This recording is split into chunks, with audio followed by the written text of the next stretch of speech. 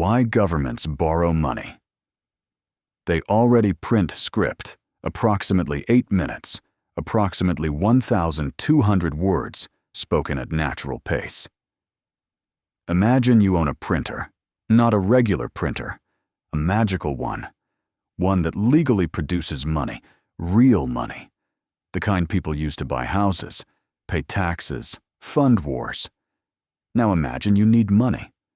Would you borrow it from someone else? Would you go to a bank, sign a contract, and agree to pay interest for the next 30 years? That sounds insane. And yet that is exactly what almost every government on Earth does. Every single day. The United States owes over $34 trillion. The UK, Japan, France, Germany, all of them carry debt. All of them have central banks capable of creating currency, and almost none of them will ever fully explain why. So let's explain it. Slowly, simply, and honestly.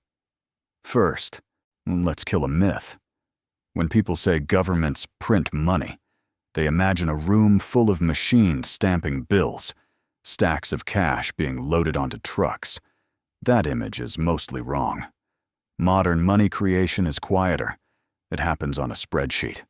A central bank, like the Federal Reserve in the US or the Bank of England, types a number into a computer, and that number becomes real. It can be used to buy government bonds, to fund banks, to move markets. So yes, in a meaningful sense, governments can create money. But here's the thing, almost nobody explains clearly. The government and the central bank are not the same thing. This is where it gets interesting. In most modern democracies, the treasury, the part of government that actually spends money, and the central bank, the part that creates money, are deliberately kept separate. The Federal Reserve is technically independent from the White House. The Bank of England is independent from Downing Street. This separation was designed to prevent one very specific disaster, because history showed us what happens when governments just print whatever they need. Germany. 1923. The government printed money to pay war debts. Within months, a wheelbarrow full of cash couldn't buy a loaf of bread. People burned currency for heat because it was cheaper than firewood. Zimbabwe. 2008. $100 trillion note, worth less than the paper it was printed on. Venezuela. 2018. Inflation hit 1,000,000%. 1 million. So the separation exists for a reason. Keep the money printer away from the politicians. Make governments borrow instead. Give them a budget. Give them accountability. That logic makes sense until you look at who they're borrowing from.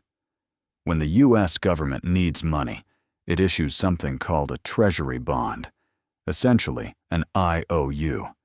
It says, lend us money now. We'll pay you back later, with interest. These bonds are bought by pension funds, foreign governments, banks, and ordinary investors. China owns about $800 billion worth. Japan owns even more.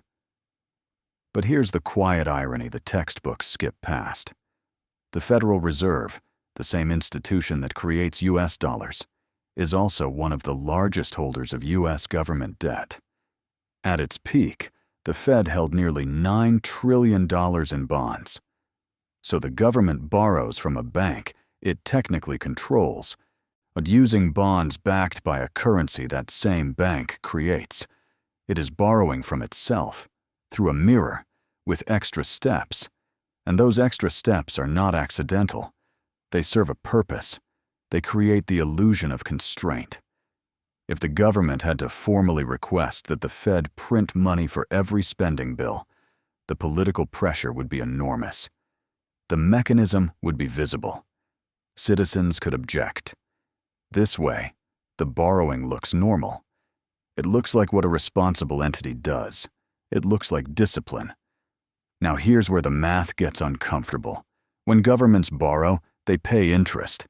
The United States spent over $800 billion just on interest payments in 2023. Not on schools, Not on roads, not on defense, just on the cost of having debt. That number is now larger than the entire U.S. defense budget. And because the debt keeps growing, the interest keeps growing, which means governments often borrow more money to pay the interest on the money they already borrowed. It is a cycle that sounds like it should collapse. And many serious economists argue that eventually, in some form, it will. But here's why it hasn't yet. And this is the part that genuinely surprises people.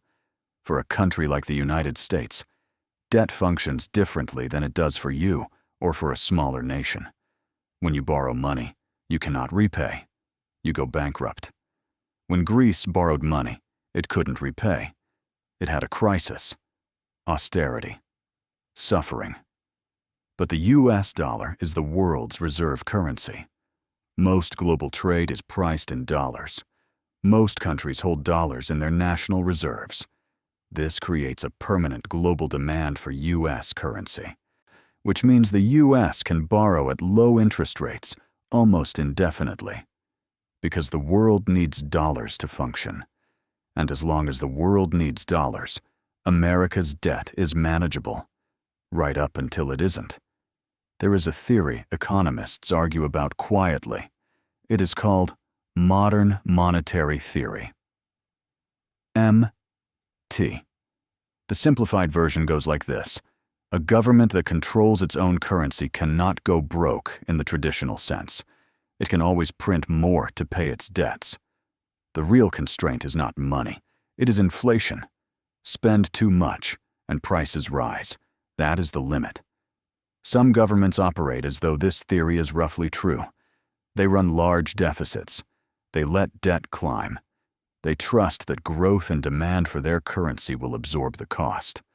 Others live in fear of it, because they have seen what happens when the trust breaks.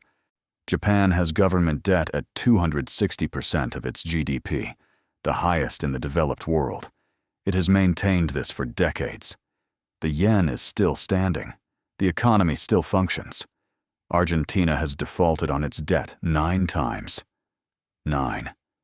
And it is not done. Same idea. Very different outcomes. The difference is not just economics.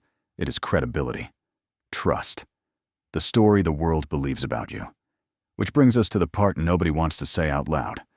The entire system runs on belief. Not gold, not oil, not algorithms.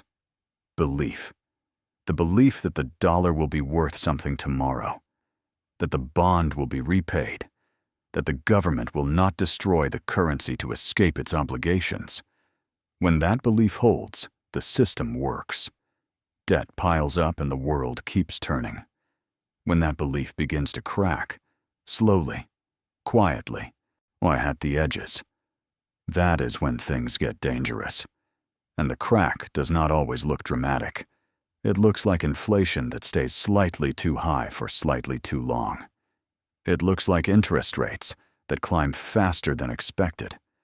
It looks like foreign governments quietly moving reserves out of dollars and into gold, into euros, into other currencies. Those things are already happening. Slowly, at the edges. So the next time a politician announces a massive spending package and someone asks, "How are we going to pay for that?" Just remember, the answer is almost never simple. And it is almost never honest. They will borrow. They will roll the debt over. They will pay interest with new debt. And somewhere in the background, quietly, the printer will hum. The question is not whether this system works. It clearly does. For now. The question is who decides when now becomes too late, and whether anyone will admit it before it already is.